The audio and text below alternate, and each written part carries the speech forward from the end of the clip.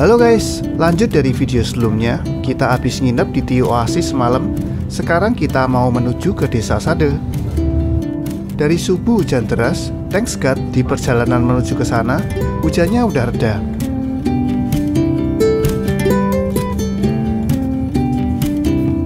Desa Sade lokasinya ada di Kecamatan Pujut, Lombok Tengah, Provinsi Nusa Tenggara Barat. Kenapa kita wajib ke sana kalau ke Lombok?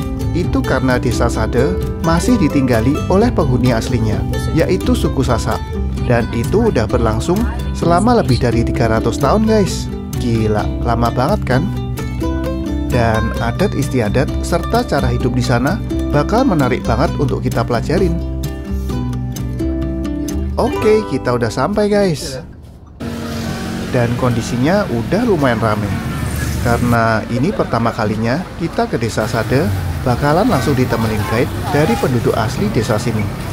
Kalau kalian nggak mau ditemenin, bisa ngomong langsung aja ya. Sebagai catatan, untuk tarif guide-nya, ntar sukarela aja guys. Nah, sebelum kita explore lebih lanjut di dalam, ada baiknya kita dengerin sejarah dan cerita desa Sade dulu guys. Biar sedikit banyak kita ada gambaran saat muter-muter di dalam nanti. Ibu, Bapak, Adik ya yang saya hormati, ya, saya ucapkan selamat datang di kampung tradisional kami ini. Kampung adat suku Sasak Lombok ya, yang masih kami lestarikan. Dan kampung kami ini bukan hanya dijadikan sebagai objek wisata saja, tapi ini kampung masih tempati, tempat kami tinggal. Ya, dan terus nama kampung kami ini Kampung Sade Desa Rembitan. Ya, menurut orang tua kami, Sade ini artinya kesadaran atau obat. Ya, dan terus umur kampung kami ini kurang lebih 300 tahun. Dan di sini awal dikunjungi itu mulai tahun 1978 dan diresmikan sama pemerintah menjadi daerah wisata 1985. Diresmikan sama pemerintah. Dan terus di lingkungan kami ini ada 150 rumah di sini. Begitu juga dengan kepala keluarga. Karena kalau kami di sini satu rumah itu satu kepala keluarga. Dan luasnya ini kurang lebih cuma 2 hektar. Ya cukup dengan 150 rumah. Dan kalau ada keluarga kami yang menikah, dia membuat rumah di luar. Itu sebabnya perkampungan kami ini sudah berkembang menjadi 15 generasi. Kampung-kampung sebelah sana itu memang keluarga kami ya, tapi bentuk bangunan rumahnya saja berbeda. Tapi kalau ada budaya Sasaknya masih tetap sama. Karena yang mendapat warisan rumah di lingkungan kami ini anak lelaki yang paling kecil. Yang paling kecil ya, harus anak lelaki yang dapat warisan rumah. Tapi kalau perempuan yang dapat warisan, ikut suaminya saja kalau perempuan. Dan itu sebabnya di lingkungan kami ini kalau kita punya keturunan laki-laki, ada juga yang poligami. Biar tidak dibilang keluarga terputus. Nah, dan itu kalau penduduk yang tinggal di sini kurang lebih 300 jiwa. Ya, tapi yang 700 ini bisa dikatakan satu garis keturunan, keluarga besar. Karena kami di sini kebanyakan nikah sama mesan atau kerabat sendiri. Ya, sepupu. Memang tidak ada larangan kita ngambil garis dari luar. Sama seperti perempuan dari sini nikah sama orang luar itu boleh. Tapi menurut orang tua kami di sini itu nikah mesan sepupu ini untuk mengikat tali persaudaraan. Ya. Nah, dan terus kalau tradisi ada perkawinannya kami di sini dari dulu sampai sekarang ya, dan diperbolehkan yang namanya lamaran. Biarpun kemarin tidak ada undang-undang, ya. Dilarang nikah di bawah umur, harus lamaran tunangan. Tapi kalau kami di sini tidak menjalankan. Cuman kami di sini yang berlaku itu ada 2 macam, kawin lari dan kawin culik yang berlaku di sini. Iya, mungkin pernah dengar ya. Yang dibilang dengan kawin lari ini mereka sudah sama pacaran, sudah suka sama suka ini kawin lari. Dan itu juga sebabnya anak gadis dari luar ini boleh nikah sama orang luar. Dan tapi kalau kawin culik ini unsur pemaksaan, hanya diperbolehkan sama misan atau sepupu lelaki sendiri. Soalnya sepupu atau misan sepupu perempuan ini nggak suka, tapi cuman misan atau sepupu lakinya saja yang suka sama misan perempuan ini. Dan di lingkungan kami ini ada unsur pemaksaan kawin culik, karena kalau kita di sini pacaran itu bersaing. Satu gadis bisa disukai sampai 4 atau 5 orang. Nah, terus misalnya gadis ini suka sama orang luar, tapi nggak sama misan atau sepupu lakinya sendiri. Itu sebabnya kita sebagai misan sepupu laki sakit hati, kalau kita tidak culik tidak akan dapat. Nah, dan terus menculiknya ini juga kita minta bantuan sama teman atau keluarga sampai 5 atau 6 orang membantu kita membawa anak gadis ini kabur pada malam hari tanpa saudara dari orang tuanya. Kita bawa kampung ini ke kampung seberang dulu, anak gadis itu ya. biar dia nggak bisa balik ke rumah orang tuanya. Soalnya kalau kita sebagai keluarga laki gagal, kita bisa kena denda. Ya. Nah, dan terus apa namanya, setelah kita dapat membawa kabur di malam itu, paginya langsung dilanjutkan dengan acara adat yang namanya nyelabar. Nyelabar. Nyelabar ini artinya keluarga laki-laki memutuskan dua atau pria untuk mengasih tahu keluarga perempuan bahwa anaknya ini dibawa kabur sama keluarga si A, agar pihak perempuan ini tidak susah mencari anaknya. Dan nyelabarnya juga kita meminta doa restu dari keluarga perempuan. Makanya kalau udah selesai menyelabar, Pak, bisa diijab kabul. Tapi kalau kami di sini mau hijab kabulnya masih secara agama, pakai kiai. Soalnya kalau kami di sini tidak terima, karena dari dulu sampai sekarang masih nggak di bawah umur. Anak gadis di lingkungan ini diculik itu mulai umur 15, 16 sudah diculik kalau perempuan 15. Soalnya perempuan di lingkungan kami ini kan dikasih kemana-mana, harus beraktivitas di lingkungan aja. Dan tetapi kalau mengadakan upacara adat pesta pernikahan masih cara adat. Makanya antara hukum agama dan hukum adat kami di sini masih gabung. Iya. Dan nama acara pesta pernikahannya kami di sini Surung Serah Aji Krame. Ya, Surung Serah Aji Krame ini artinya rombongan laki-laki membawa seserahan menuju rombongan perempuan. Dan tapi kalau seserahan kita di sini itu tidak berupa uang, simbolnya kain saja. 32 lembar kain dan 1 pucuk keris, dan itu dihitung 33, nggak boleh kurang, nggak boleh lebih. Makanya kalau diselesai yang namanya Surung Serah Aji Krame, baru domplay bisa dibilang suami istri yang sah. Terus dilanjutkan dengan acara adat terakhir menyongkolan, nyering, rekan itu ya, mengantarkan kedua mempelai ini ke rumah keluarga perempuan yang diiringi dengan alatnya, salah satunya gendang belik. Belik ini artinya besar ya, saya besar. Kayak gini dan tapi kalau yang namanya mengantarkan kedua mempelai ini ke rumah keluarga perempuan dalam satu grup itu bisa sampai 50 atau 60 orang. Dan terus di lingkungan kami ini bagi anak gadis ya, kalau dia tidak bisa menenun masih belum diizinkan nikah sama tuanya. Makanya kita di sini mengajar anak kita menenun mulai umur 9 atau 10 tahun sudah diajarin. Soalnya seperti saya bilang tadi kan, pernikahan masih di bawah umur kalau kami di sini. Dan menenun ini adalah kerja sampingan ya, karena mata pertama kami di sini petani semua. Dan bercocok tanam saja 1 kali dalam 1 tahun. Soalnya lingkungan kami ini sama tanah hujan, cuma bisa menanam padi aja sebagai bangsa. Dan itu juga sebabnya bangunan rumah adat yang kami pertahankan di lingkungan ini bilang dengan balai tani mata pencaharian. Balai itu artinya rumah, tani itu karena mata pencaharian utama itu 100% tani. Tapi kalau bangunan sebelah kayak balai pertemuan kita di sini ya, yang namanya Berugak Sekenam. Berugak itu nama bangunan, Sekenam ini karena T-nya ada 6. Di sini pada musyawarah tentang masalah acara pernikahan di sini. Dan untuk lebih jelas, sebelum kita lanjut mungkin ada pertanyaan. Dan mungkin pernah dengar ya, kalau di lingkungan kami ini kan kami membersih lantai rumah itu pakai kotoran sapi atau kerbau. Mungkin itu yang pernah dengar ya. Dan kami di sini membersihnya pakai kotoran sapi atau kerbau itu kepercayaan dari orang tua kami. Tolak bala. Soalnya ini dulu sebelum di kampung ini bukit. Dan orang tua bilang kalau kita di sini mau membangun rumah itu harus menyembelih 1 sapi kerbau untuk mengusir makhluk halus. Dan kami di sini nggak perlu modern macam itu, dilapis pakai semen. Kalau mau upacara adat itu dari luar sampai dalamnya kami pakai kotoran kerbau. Kalau mau upacara adat, tapi kalau kotoran nggak tahu. Kalau sehari-hari enggak. Ya ada satu bangunan rumah tertua saja yang kami di sini yang kami pakai kotoran sapi 1 kali seminggu. Soalnya itu zaman pembangunannya masih belum ada batu bata persekutuan, cuma terbuat dari tanah liat lantainya, dicampur sekam padi. Itu sebabnya kami di sini mengepelnya kotoran sapi atau kerbau 1 kali seminggu. Sini. Masih sampai sekarang kami jalankan ya. Dan terus apa namanya, kalau agamanya kami di sini 100% Islam. Dan kami dulu di sini itu sebelum 5 waktu animisme, Hindu, Buddha, Islam. Makanya penampilan orang Sasak di sini itu seperti orang Hindu. Tempat upacara adat sampai sekarang juga ada kesamaannya ya, orang Hindu. Dan kalau upacara adat ini kami masih pakai sajen, pakai dupa.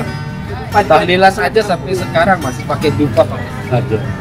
Dan terus kalau Islamnya dulu yang menjalankan sholat sama puasa itu cuma jamaah saja. Sholatnya 3 kali sehari, pagi, siang, dan malam. Tapi kalau kami di sini sekarang udah 5 waktu ya. Tapi antara hukum agama dan hukum adat masih kami. Karena orang tua bilang di lingkungan kami ini hukum adat itu lebih awal dari. Mari. Ya. Nah gitu guys, cerita lengkap sejarah dan kehidupan di Desa Sade ini. Yuk sekarang kita masuk ke dalam.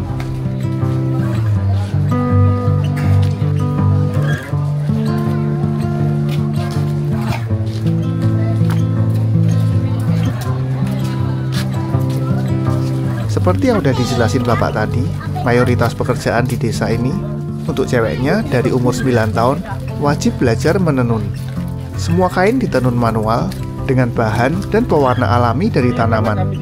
Nggak pakai bahan-bahan kimia ya.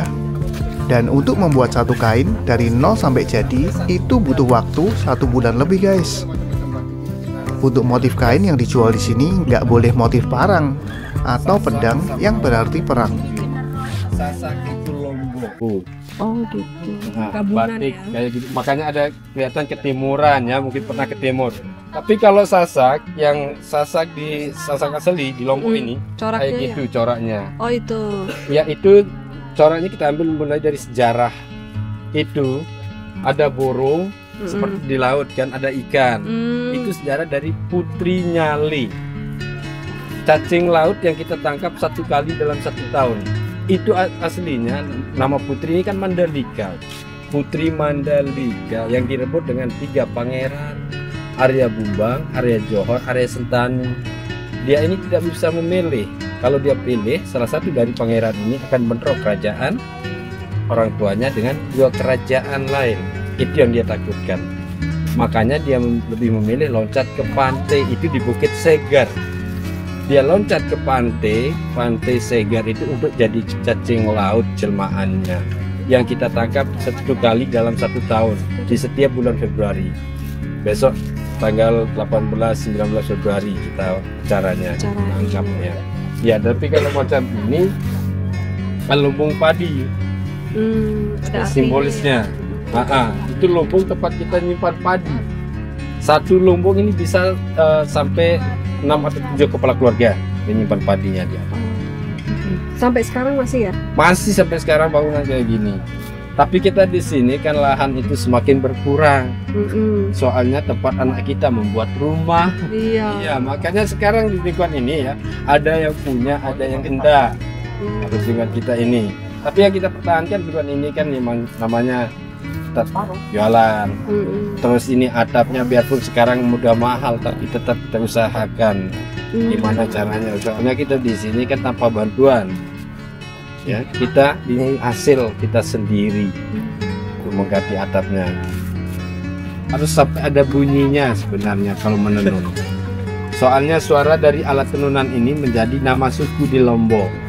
Sak sak jadi suku Sasak, suara dari alat tenunan.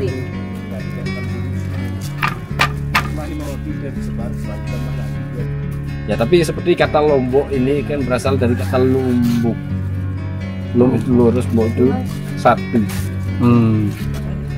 1 suku di Lombok.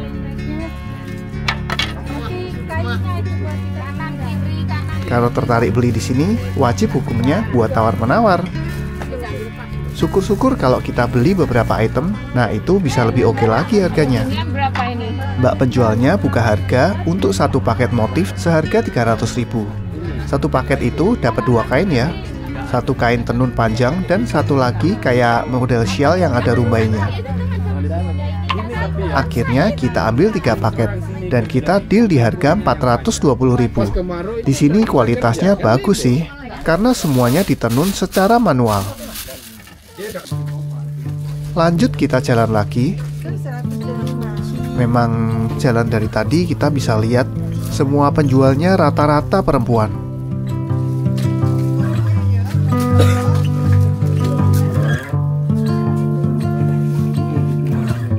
Di depan adalah bangunan masjid yang ada di desa Sade ini guys. Bentuk bangunannya juga udah beradaptasi dengan budaya setempat.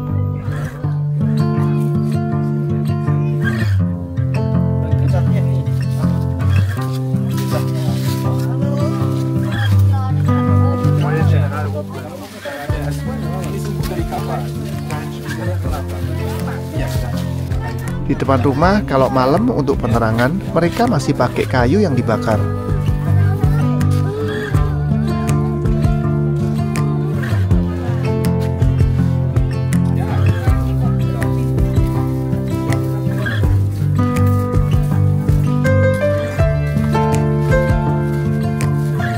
Beneran loh guys, semua rumah-rumah di sini masih asli banget dan tradisional.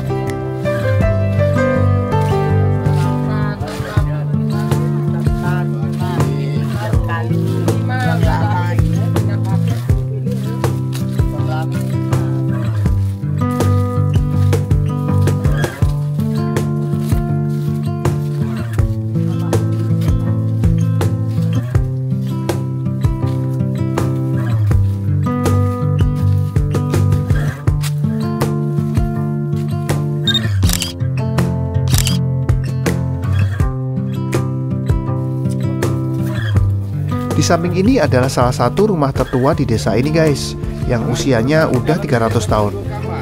Yuk coba kita lihat ke dalam. Kayak gini guys interiornya. Masuk ke dalam kita wajib lepas alas kaki.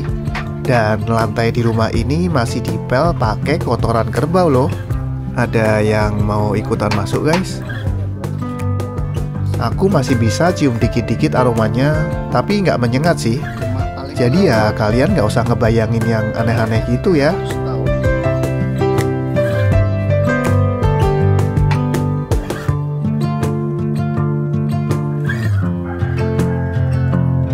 Di tengah-tengah desa ini ada sebuah pohon kering. Warga di sini nyebut pohon ini adalah pohon cinta. Soalnya tempat ini sering dijadikan tempat janjian ketemuan pasangan muda-mudi di malam hari. Sebenarnya pada awalnya ini adalah pohon nangka yang udah bertahun-tahun mati dan mengering. Di sini juga ada menara yang tinggi. Kita coba naik ke atas yuk. Dari atas ini kita bisa lihat keseluruhan area dari Desa Sade. Wah, tradisional vibes-nya masih kental banget ya. Seakan kita tenggelam balik ke ratusan tahun yang lalu di daerah pedalaman. Dan sekian dulu kunjungan kita ke Desa Sade suku Sasak di Lombok. Jalan-jalan kita masih bakal lanjut lagi ke banyak wisata lainnya. Jangan lupa like, komen, share, dan subscribe, serta hidupin loncengnya supaya nggak ketinggalan video kita selanjutnya. And see you guys on the next trip. Bye-bye.